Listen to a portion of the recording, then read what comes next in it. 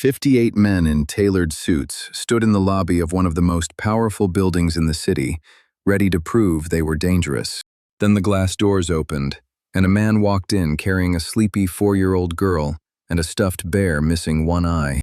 The laughter hit him before he reached the front desk, loud enough to echo off marble floors that had never known embarrassment. He set the girl down, straightened her collar with 2 steady fingers, and walked forward like the room behind him had stopped existing. 18 seconds later, the biggest fighter in that building was face down on the mat, and nobody was laughing anymore. The woman watching from the doorway was the most powerful CEO in the city, and she had not blinked in 11 seconds. She hired him before the tryout was finished, and she did not fully understand why until it was almost too late. Someone inside her own company had been selling her out for months, and she had signed the paper that made it possible. The man with the child saw things no one else could see. Gaps in camera footage, lies hidden inside handshakes, betrayal dressed in loyalty. A powerful man in a beautiful restaurant smiled at her over expensive wine and told her she had already lost everything. On the night it all came apart, 4 men entered the 31st floor expecting it to be empty, and they were wrong. He fought them alone with a damaged shoulder and the quiet certainty of a man protecting the only thing that mattered to him. And in a hospital corridor late that night, a little girl lay sleeping between 2 people who had not yet found the words. But she had already drawn the answer weeks ago. 3 figures, 1 house, 1 door, and a welcome mat in crayon. Stay with me now, because what happens between these 2 people and this one extraordinary child will stay in your heart long after this story ends. The Helios Corporation occupied the top 18 floors of a black glass tower in the center of downtown Charlotte, North Carolina. Security architecture, government defense contracts, private client protection systems. The kind of company that never explained what it actually did. On a Monday morning in October, the lobby had been cleared and converted into a staging floor for a single event. 58 candidates had been hand-selected from across the country, each one arriving with the posture of a man who believed he was the answer. Former military contractors, professional fighters, retired federal agents carrying laminated resumes, and the quiet aggression of men paid to look unmovable. The air smelled like ambition and dry-cleaned wool, and the marble floor reflected every polished shoe like a mirror judging its owner. Then the glass doors opened, and Declan Rourke walked in carrying a wrinkled blue shirt, scuffed boots, and a 4-year-old on his hip. The girl's name was Iris, and her face was pressed into his neck like she was still deciding whether the morning deserved her attention. A stuffed bear dangled from her small fist by one chewed ear, its left eye missing, its fur loved down to bare thread. The laughter started before he reached the registration desk. Someone in the 3rd row said it loud enough to carry across the whole room. He thought this was a field trip, the voice said, and more laughter followed, the kind that builds because people feel safe inside it. Declan did not turn around. He set Iris down gently, fixed her jacket collar with 2 fingers, and walked toward the desk. He moved like the room behind him had stopped existing, not with arrogance, but with the economy of a man who does not waste motion on noise. Pierce Gallagher had been waiting near the desk since 7 that morning, with the restless energy of a man who felt ownership over an outcome. As acting head of security for Helios, Pierce had reasons to feel threatened by this open tryout, and he had chosen to perform confidence instead.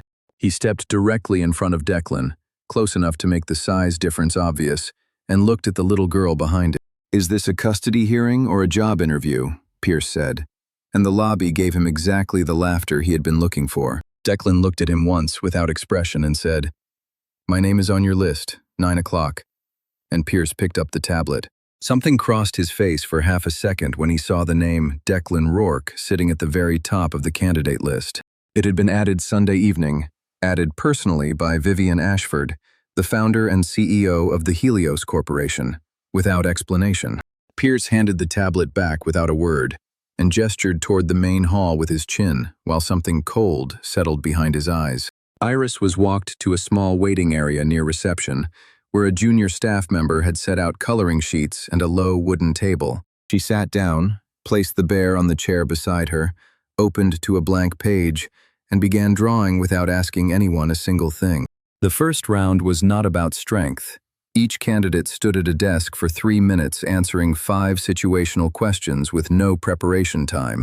The men before Declan arrived with printed service records, laminated portfolios, and photographs of themselves standing next to notable clients looking important. Declan came to the desk with nothing in his hands, and the interviewer looked up and said, "Your materials," expecting a folder.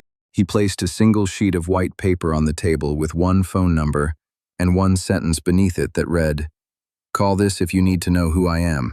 Pierce, standing 4 feet away with his arms crossed, exhaled through his nose with the sound of a man performing deliberate patience for an audience. The second part was a threat assessment. Each candidate watched a 90-second video of a crowded event space and had 30 seconds to respond. The top-ranked fighter in the room, a man named Kenji Watanabe, identified 4 of the 6 marked threat positions and spoke clearly with confidence. Declan watched the video once, standing with his arms at his sides, and then he spoke without moving his eyes from the screen. 6 marked positions, 2 unmarked. The camera dead zone behind the left pillar gives a 4-foot unobserved approach angle that nobody addressed. The man in the gray hoodie has repositioned his hands 3 times since the clip started. He is carrying something he has not decided to use yet. 2 seconds of silence filled the room like pressure, and Pierce said, "Lucky Reed," and Declan returned to his seat without answering him. On the 31st floor, Vivian Ashford was watching the live feed on a monitor above her desk with a notepad she had not touched in 20 minutes. Her assistant, Harper Lane, stood near the door and said carefully, "He does not fit the profile." And Vivian said, "No, he does not." 3 weeks earlier, an unmarked envelope had arrived on Vivian's desk, containing an 11-page document on one Declan Rourke with no return address. At the bottom of the last page, a single typed sentence read, "She is going to need him." And Vivian had not slept well since. When the physical bracket was posted, Pierce had placed Declan against Kenji Watanabe with the quiet satisfaction of someone removing a problem before it grows. Kenji read his name on the bracket and smiled, not cruelly. He simply did not experience this pairing as a contest worth worrying about. The other candidates gathered at the edges of the mat with their phones raised, the mood shifting into something between sport and foregone conclusion. Upstairs, Harper leaned toward the monitor and said, "Vivian, they put him against Watanabe." And Vivian was already standing and reaching for her jacket. She arrived at the training floor without announcement, and the moment she appeared in the doorway, every posture in the room straightened like pulled string. She did not look at Kenji because she had already assessed him. Powerful, credentialed, completely readable. She looked only at Declan. He was crouched at the edge of the mat, retying his left boot, not looking at the crowd, not looking at her, entirely within his own task. Kenji stepped onto the mat, looked down at Declan, and said with something close to generosity, "You do not have to do this, brother." Declan finished tying his lace, stood, and stepped onto the mat with the stillness of a man who had already decided the outcome and found it unremarkable. In the waiting area, Iris had stopped drawing and was watching through the narrow window, holding the bear tight against her chest. The young staff member beside her whispered, "Is your dad good at this?" And Iris said, "He does not lose, but he never talks about it." The timer started. Kenji came forward immediately with the proven sequence that had ended 4 matches before 10 in the morning.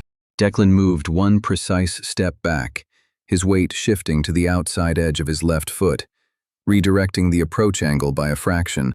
Kenji's grip closed on air instead of shoulder, and the room did not understand what had just happened because it looked like nothing had. For 16 seconds, Declan gave away small openings and half steps of vulnerability, and each time the follow-through found nothing there to catch.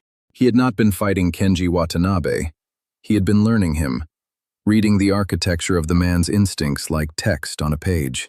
At the 18th second, Declan stepped forward instead of back, and what followed happened too fast for most of the room to process clearly. One arm controlled the elbow at the joint. The other made a small, decisive adjustment to the center of gravity that turned momentum into surrender. Kenji Watanabe hit the mat face down, and the room went so silent you could hear the air system cycling through the vents above. Total time, 24 seconds, and Declan stepped off the mat with his breathing unchanged, turning his hands over once in a mechanical check. Pierce was holding a clipboard that slipped from his fingers and made a flat sound against the floor he did not seem to notice. Iris appeared at the doorway and crossed the floor to her father with the focused urgency of a small child on an important mission. "Dad, are you done?" she said, and he crouched to her level and looked at her face the way he looked at everything, with careful attention.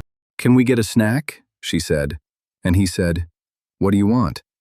And she thought about it with complete seriousness and said, "Goldfish, the rainbow kind." He took her hand and walked toward the exit.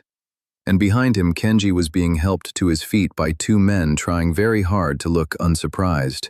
Vivian stood in the doorway with her hand on the frame, watching them leave. And somewhere between that moment and the elevator, she admitted something to herself.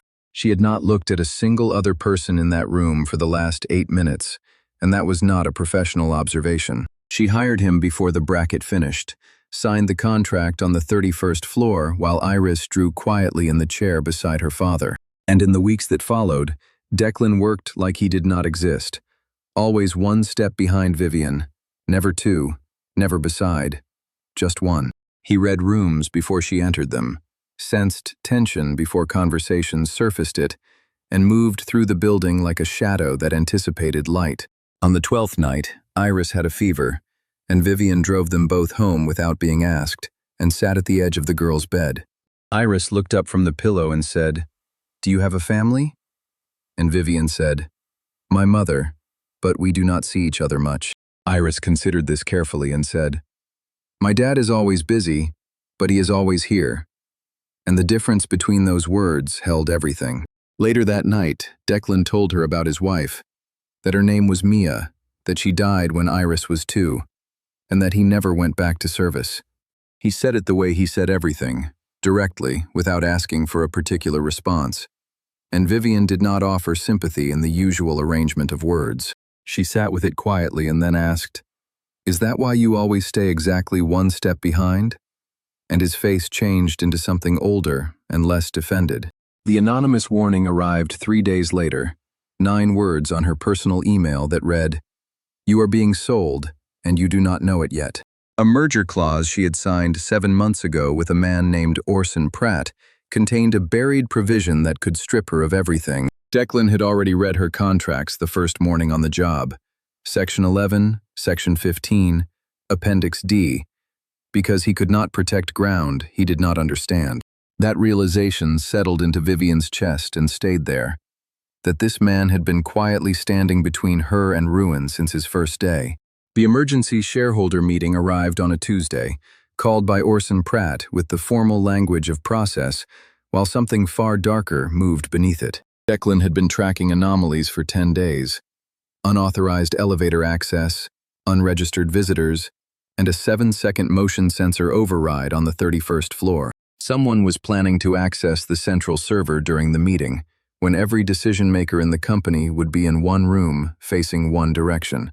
He had 35 minutes, and he moved through the building the way he had been trained to move. Not running, not visible, entirely committed. He secured the lower floors, placed Harper at Vivian's side, and reached the 31st floor through the rear stairwell with his breathing still controlled.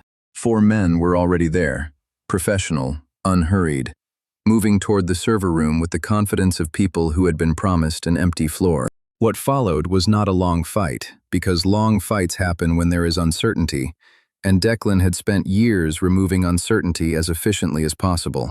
Then Pierce stepped out of the eastern corridor with a weapon, and the flat expression of a man who had arrived at the part he had been rehearsing. "I need 12 minutes, Pierce said. "Stand down and nobody gets hurt." And Declan looked at him and said, "I do not have 12 minutes. Pierce was skilled and committed, but he was operating on the logic of threat, and Declan was operating on the logic of necessity, which always wins. When building security arrived 2 minutes later, Pierce was seated against the wall with his hands bound, wearing the expression of a man who bet wrong. Downstairs, Vivian sat at the head of the boardroom table with 28 shareholders and 1 Orson Pratt, arranged before her like pieces on a board. She received the update through her earpiece, absorbed it in silence, and let Pratt finish his sentence with the patience of someone holding a winning hand. Then she said, "This session is postponed. Law enforcement will explain why. and she looked at Pratt with the focus of someone finished being diplomatic. Section 11 will be contested under Clause 19b, which provides nullification in cases of documented partner fraud. And I have the documentation, she said. The hospital was not where Declan had planned to end his Tuesday, but his shoulder needed proper care, and Vivian said simply, "I am driving." At the intake desk, she gave his name and insurance information from memory because she had reviewed every personnel file the weekend after his hiring. In the exam room, she took gauze from the supply shelf and began cleaning the cut on his forearm without asking, and he watched her work. "You know how to do this," he said, and she said no. But I learned fast, and neither of them commented on what that sentence actually meant. Iris arrived 25 minutes later through the door with the bear under one arm and covered the distance to her father's bed in 4 quick steps. She held his hand without speaking, and the grip told him more about the car ride over than any words could have carried. Then she looked at Vivian with the careful assessment she reserved for questions that truly mattered and said, "Is Miss Ashford why Dad got hurt?" Declan said no. Dad got hurt because of what his job needed him to do. And Iris considered this and found the reasoning acceptable. Then she turned to Vivian, and whatever she found in the woman's face appeared to settle something she had not asked out loud. "Can you stay?" Iris said quietly. "I do not want him to be alone when he is hurt." And the room held its breath around those words. Vivian looked at Declan, who was studying the wall above the bed with the focused attention of a man carefully examining paint that did not need examining. She pulled the chair beside the bed closer and sat down and said, "Okay." And that single word carried more weight than any contract she had ever signed. By 11 at night, the corridor was quiet, and Iris was asleep on the waiting room bench with her head resting on Vivian's folded jacket. The bear was tucked into the space between the girl's chin and chest, standing guard the way only a one-eyed stuffed animal can. Declan stood in the doorway, cleared for discharge but not yet gone, watching the two of them in the yellow corridor light. And he did not speak. He sat on the bench on the other side of Iris, and the girl lay between them with the bear holding the center like an anchor. Vivian said quietly. She added to the drawing, "The one she gave me last week. I had it on my desk and she came in and changed it." He waited, and Vivian said, "She drew a door on the house and a welcome mat in front of it, and Declan was quiet for a long time." Iris breathed in the slow rhythm of a child who trusted entirely and without condition that the world around her was held safe by the people beside her. And for the first time in that long and brutal day, the corner of Declan Rourke's mouth moved, small, quiet, and unmistakably a beginning. Because somewhere in the top left drawer of Vivian Ashford's desk, a crayon drawing of 3 figures stood before a house with a yellow sky. A door had been added, and a welcome mat, drawn by a 4-year-old girl with complete certainty about how this story was supposed to end. Iris, age 4, with a one-eyed bear and no hesitation, had already decided the ending long before either adult realized they were in one. You know this feeling. The moment a child sees something true about your life that you have been too afraid or too busy to see for yourself. Was there someone in your life, maybe small, maybe quiet, who saw the truth about you before you were ready to hear it spoken out loud? Always remember that the strength worth admiring most is not the kind that wins fights. It is the kind that shows up gently every single day. Never believe that carrying your wounds alone makes you stronger, because the bravest thing you will ever do is let someone stand beside you. And if a child draws you into their picture of home, understand that you have been chosen by the most honest judge who will ever know you. If this story touched your heart, if it reminded you that quiet strength and gentle love still exist in a world that often rewards neither of those things, then subscribe to Soul-Stirring Stories and be part of a community of people who still believe that kindness is the most powerful force there is. Press the like button to share a little love with this story and help carry these words to someone who quietly needs to hear them tonight. Every time you share one of these stories, you hand another person the same chance to feel exactly what you felt sitting here with me right now. Until next time, stay gentle, stay hopeful, and never underestimate the quiet power of one single unselfish act done when nobody else is watching you. Sometimes that one small gesture changes an entire life forever. And maybe, just maybe, for someone out there listening tonight, that person is you.